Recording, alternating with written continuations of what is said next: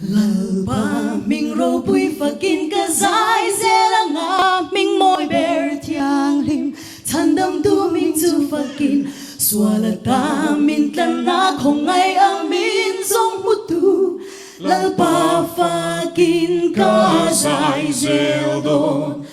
fa kru ang min thiang lim ta chu ko vela khat se phak na sai ri chu cần ôn đây dung lệ cần thấy là dung tê ya linh min lệ lo min y phật dê lăng u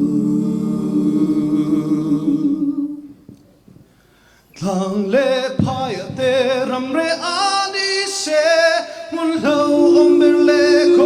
han body se atang zo chuang lo ge min lo vei na hi lal pa fa kin ka sai se mình theo linh bất chu không về là các sẽ phát na sai ri chu cần ông này song lệ cần thế là song tây ya li min lệ lo min if I say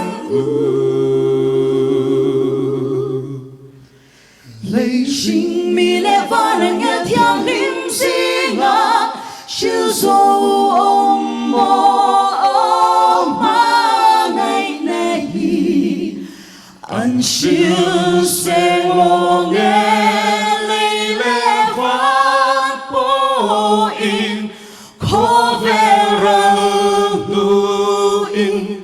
anh là siêu gieo đón khó về mi tem mà Lalpa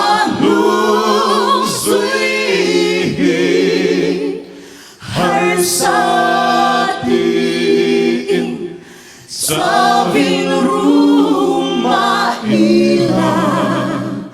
ka thilung sung rila ka kantu oswan inena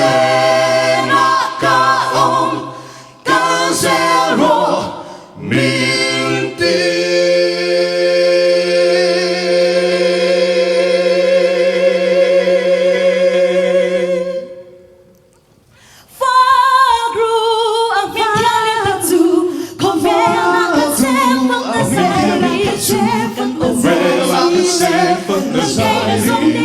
cần ôn đây sống để cần thế là sống để nhang li min lệ lo min y phật se lăng ring tu zong zong te u li min sai lu thấy to xoa in la ba mi y pha căng u a pha na in khó về hi ca se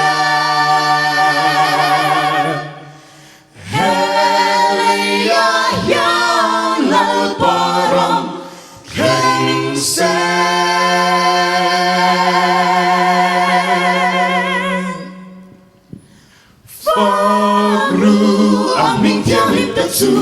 có vẻ là khách sẽ vẫn là sai ri chu cần ôn này song lệ cần thấy là song tây ya linh minh lệ lo min y phật sẽ y phật sẽ